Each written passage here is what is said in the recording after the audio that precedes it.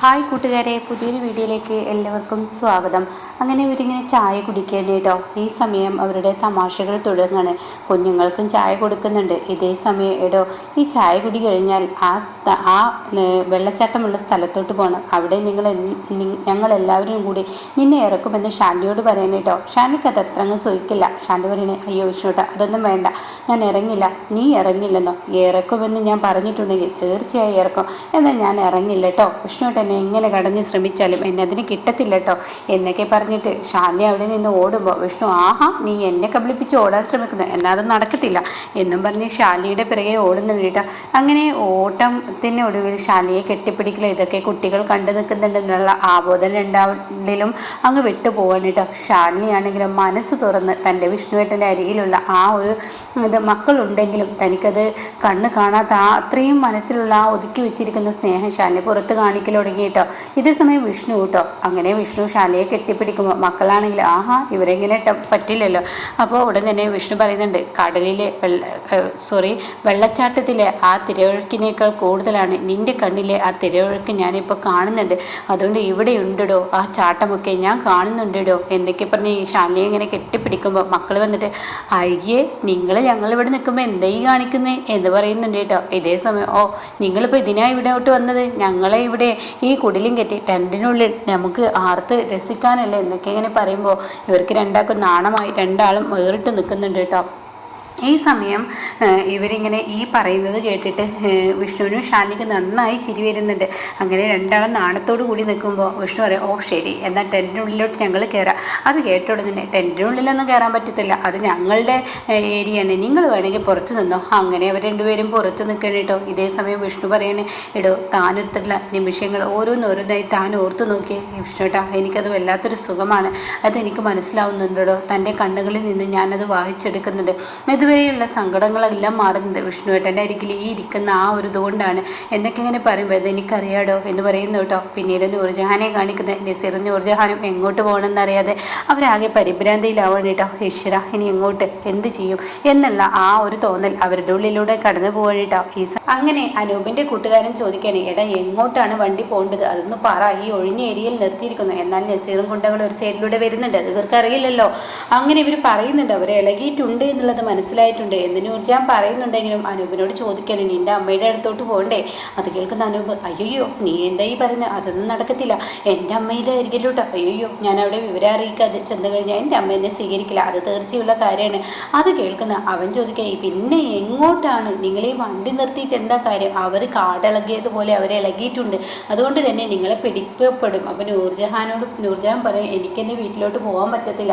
അപ്പം അനൂപ് പറയണേ, ഇത് പദ്ധതികളൊക്കെ ആകെ പാളിപ്പോയല്ലോ, നമ്മൾ ആരും അറിയാതെ രജിസ്റ്റർ മാരേജ് നടത്തി, പിന്നീട് അങ്ങ് ഇവളുടെ വീട്ടിലോട്ട് പറഞ്ഞയച്ച് എൻ്റെ വീട്ടിൽ കാര്യങ്ങൾ അവതരിപ്പിക്കാം എന്നൊക്കെയാണ് മനസ്സുകൊണ്ട് ചിന്തിച്ചത്. പക്ഷേ പ്രതീക്ഷകൾക്കപ്പുറമാണ് ഇവിടെ സംഭവിച്ചിരിക്കുന്നത് എന്ന സത്യം അനൂപ് പറയുമ്പോൾ ഉടൻ തന്നെ ഇനിയിപ്പോൾ എന്താ വേണ്ടത്, അവരിപ്പോൾ പിടിക്കപ്പെടും, അതിലെന്തെങ്കിലും ഒരു വഴി പറയും അനൂപിൻ്റെ ഫ്രണ്ട് പറയുമ്പോൾ അനൂപ് പറയണം, തൽക്കാലം ഞാൻ എൻ്റെ വീട്ടിലോട്ട് വന്നോടാ, 2 ദിവസം എൻ്റെ അമ്മയോട് കാര്യങ്ങൾ അവതരിപ്പിക്കണം, അനുനയിപ്പിച്ചതിന് ശേഷം ഞാൻ ഇവളെ കൊണ്ടുപോയിക്കോളാം, അതുവരെ എങ്ങനെയെങ്കിലോടാ നീ ഇവളെ ഇവിടെ നിൻ്റെ വീട്ടിൽ നിർത്തടാ എന്തൊക്കെ പറയുമ്പോൾ നിൻ്റെ അമ്മക്ക് കാര്യങ്ങൾ പറഞ്ഞാൽ മനസ്സിലാവില്ലേ എന്ന് അനൂപ് ചോദിക്കുമ്പോൾ അവൻ പറയണെങ്കിൽ തീർച്ചയായും എൻ്റെ അമ്മക്ക് കാര്യങ്ങൾ പെട്ടെന്ന് മനസ്സിലാവും, അതുകൊണ്ട് തന്നെ എന്നാൽ പോവാം എന്ന് അനൂപ് പറയുമ്പോൾ ഉടൻ തന്നെ മനസ്സിലാവും, നിങ്ങളുടെ വീട്ടിലോട്ട് കൊണ്ടാക്കി തരും, അതാണ് എൻ്റെ അമ്മ ചെയ്യുക. അമ്മയെയും അച്ഛനെയും പറ്റിച്ചും കൊണ്ടില്ല ഈ പരിപാടിക്കൊന്നും എൻ്റെ അമ്മ കൂട്ട് നിൽക്കില്ല എന്ന് പറയട്ടെ. ഇത് കേൾക്കുന്ന അനൂപ്, ഈശ്വര, ഇനി എന്താ ചെയ്യുക എന്ന് പറയുമ്പോഴാണ് കേട്ടോ നസീറിൻ്റെ വണ്ടി ആ സൈഡിലൂടെ പോകുന്നത്. അപ്പോഴേക്കും ആ ഗുണ്ടകൾ പറയണം, എടാ, അത് അവരല്ലേ നിൽക്കുന്നത് എന്ന് നസീറിനോട് ചോദിക്കുമ്പോൾ ഇവരുടെ കണ്ണിൽ ഇവർ വിട്ടു കേട്ടോ. അപ്പോൾ ഉടൻ തന്നെ നൂർജഹാൻ പറയാണ്, അനൂപേ, അതാ അവർ എന്ന് പറയുന്നുണ്ട്. അപ്പോഴേക്കും ഈ അനൂപിൻ്റെ കൂട്ടുകാരും അത് പറയാൻ കേട്ടോ. ഈശ്വര, പെട്ടെന്ന് ഇവിടെ നിന്ന് പോകാൻ നോക്കണം എന്നും പറഞ്ഞ് അവരവിടെ നിന്നും പായുന്നു കേട്ടോ. അങ്ങനെ സ്പീഡോടുകൂടി വണ്ടി എടുക്കുകയാണ്. ഇതേ സമയം താൻ എന്ത് ചെയ്യും എന്നുള്ള ആ ഒരു ഇതോട് നെഞ്ചിരിപ്പോടുകൂടി ഇങ്ങനെ നിൽക്കുകയാണ് നൂർജഹാൻ. അപ്പോഴേക്കും ഇവർ പിറകിലുണ്ട്. അങ്ങനെ ഇവർ തമ്മിലിങ്ങനെ ബാക്കിലോട്ട് പോകുന്നുണ്ട്. എന്നാൽ ഈ സമയം സത്യഭാമയാണ് കളിക്കുന്നത്. സത്യഭാമ തൻ്റെ വീട്ടിലെ കണക്ക് കാര്യങ്ങളൊക്കെ പറയാണ്. ജോത്സ്യം പറഞ്ഞ കാര്യങ്ങളും ആ അച്ചപ്പ അയാൾക്ക് കൊടുക്കാതെ പറഞ്ഞിട്ട് അയാൾ അയാൾ അത് വാങ്ങിയതും പൈസ തരാത്തതിനെ കുറിച്ചൊക്കെ ഇങ്ങനെ പറഞ്ഞ് വീട്ടിലോട്ട് കയറുമ്പോൾ രാഘവൻ്റെ മുമ്പരത്ത് ഇരിപ്പുണ്ട്. അങ്ങനെ രാഘവനോട് ചോദിക്കുക, അല്ല രാഘവേട്ട, നിങ്ങൾ ഇതുവരെ ചായ കുടിച്ചില്ലേ? ഓ, ചായയൊക്കെ കുടിച്ചു. അപ്പോൾ ശാന്ത പോയോ? ആ, അവൾ എനിക്ക് ചായ ഇട്ട് തന്നിട്ടാണ് പോയത്. ആണോ? എന്നാൽ കുടിച്ചില്ലേ? അല്ല, നിങ്ങളുടെ മകൻ ഇന്ന് പോയിട്ടില്ലല്ലോ, വണ്ടിയുടെ കിടപ്പുണ്ടല്ലോ. അപ്പോൾ വണ്ടിയെ എടുത്തിട്ട് കാണിക്കുന്നുണ്ട് കേട്ടോ. അപ്പോൾ ഉടനെ തന്നെ പറഞ്ഞു, ഇല്ല മകൻ പോയിട്ടില്ല, വണ്ടിയുടെ കിടപ്പുണ്ട്. മകൻ വേറൊരു സ്ഥലം വരെ പോയി. ഏത് സ്ഥലം? അത് പിന്നെ എന്താ, എവിടോട്ടെന്നാ എനിക്കറിയില്ല, എങ്ങോട്ടോ പോയി അവന് എന്നൊക്കെ പറഞ്ഞിങ്ങനെ തപ്പിപ്പിടിച്ചും കൊണ്ട് ഇരിക്കുകയാണ് കേട്ടോ. ഈ സമയമാണ് തൻ്റെ വീട്ടുമുറ്റത്ത് പോലീസ് വണ്ടി നിൽക്കുന്നത്. ഇത് കാണുന്ന സത്യഭാമ ഒന്ന് ഞെട്ടിപ്പോയി, ഉള്ളുപടയും പോവുകയാണ് കേട്ടോ. കാരണം ഇനിയും എന്താ ഈ വീടിന് അനർത്ഥം? ആ ജോത്സ്യൻ്റെ വാക്കോ തൻ്റെ ചെവിയിൽ കാതിൽ ഇങ്ങനെ അലയടിച്ചും കൊണ്ടിരിക്കുമ്പോൾ ആ പോലീസിനെ കാണുന്നു. പോലീസുകാർ വന്നിട്ട് വിഷ്ണു എവിടെ എന്ന് ചോദിക്കുന്നു കേട്ടോ. ഇതേ സമയം രാഘവൻ തപ്പിപ്പിടിക്കുന്നു. ആ സമയം സത്യഭാമ പറയണേ, വിഷ്ണു ഇവിടെ ഇല്ല, വിഷ്ണു എവിടോട്ടാ പോയതെന്ന് അറിയില്ല. അത് കേട്ടോടെ തന്നെ രാഘവനോട് വീണ്ടും ചോദിക്കുക, വിഷ്ണു എവിടെയെന്ന് നിങ്ങൾക്ക് അറിയില്ലേ?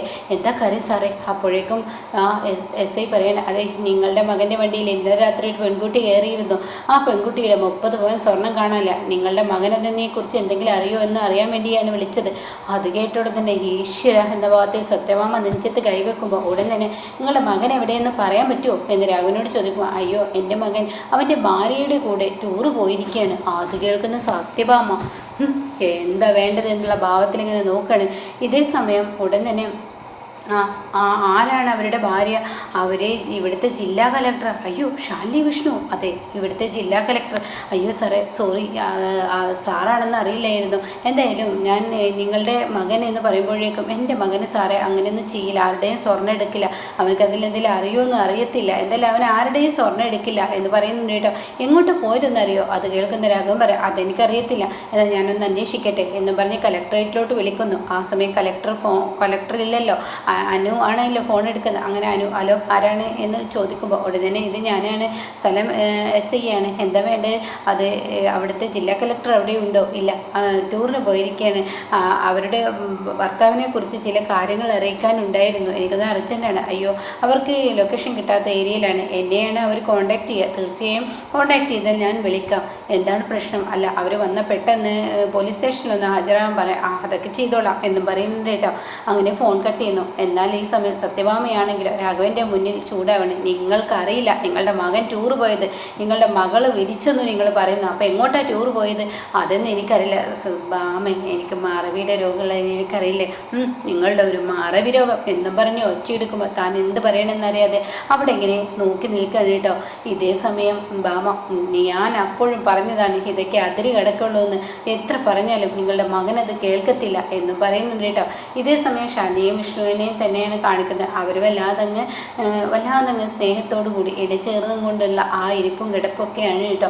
അപ്പോൾ കുഞ്ഞുങ്ങളാണെങ്കിൽ ചിത്രം വരയ്ക്കുക. അപ്പോൾ അത് കാണുന്ന ഷാനി ചോദിക്കുക, നിങ്ങൾ എന്താ അത്ര വിളിക്കുക? അയ്യോ, ഞങ്ങളുടെ ഇതിൽ അമ്മ കൈ കിടത്തില്ലേ, അതെന്താണെന്ന് നിങ്ങൾ പിന്നീട് പറയാം. അമ്മ ഇപ്പം എന്തായാലും എന്ന് പറയുമ്പോഴേക്കും വിഷ്ണു ചോദിക്കണേ, എടോ, തനിക്ക് ഈ ഒരു സുഖത്തിനേക്കാൾ കൂടുതൽ ഞാൻ തന്നെ ആദ്യമായി കണ്ടുമുട്ടി ആ സീനെ കുറിച്ച് ഓർക്കുകയാണ്. അപ്പോൾ വിഷ്ണു ഷാനി ആ സീനെ ഓർക്കുന്നുണ്ട് കേട്ടോ. ആദ്യമായി കണ്ടത്, പിന്നീട് വിവാഹ നിശ്ചയം നടത്തി ആ വിഷ്ണു, അതുപോലെ തന്നെ ആ കലിപ്പനായ വിഷ്ണുവിനെയൊക്കെ കാണിക്കുകയാണ്. അങ്ങനെയൊക്കെയുള്ള ഒരു എപ്പിസോഡാണ് ഇന്ന് വന്നിരിക്കുന്നത് കേട്ടോ. ഇതിനിടയ്ക്ക് നൂർജഹാനെയും നസീറിനെയും പിടിക്കപ്പെടാൻ അവർ ഗുണ്ടകൾ പിന്നാലെ വരികയാണല്ലോ. അപ്പോൾ അവർ വേഗം പെട്ടെന്ന് ഇവിടുന്ന് വണ്ടിയെടുത്ത് പോകുന്നുണ്ട്. അങ്ങനെ വഴി തെറ്റിക്കുമ്പോൾ നൂർജഹാനെ പിടിക്കാതെ നസീറും അത് ഗുണ്ടകളും പോകുമ്പോൾ, ഇനി എങ്ങോട്ടാണ് നിങ്ങൾക്ക് പോകേണ്ടത്? പറയാമെന്ന് പറയുന്നുണ്ട് കേട്ടോ. എന്തായാലും ഇനി ശാരദാമ്മയുടെ വീട്ടിലോട്ട് തന്നെ ആയിരിക്കും പോവുക.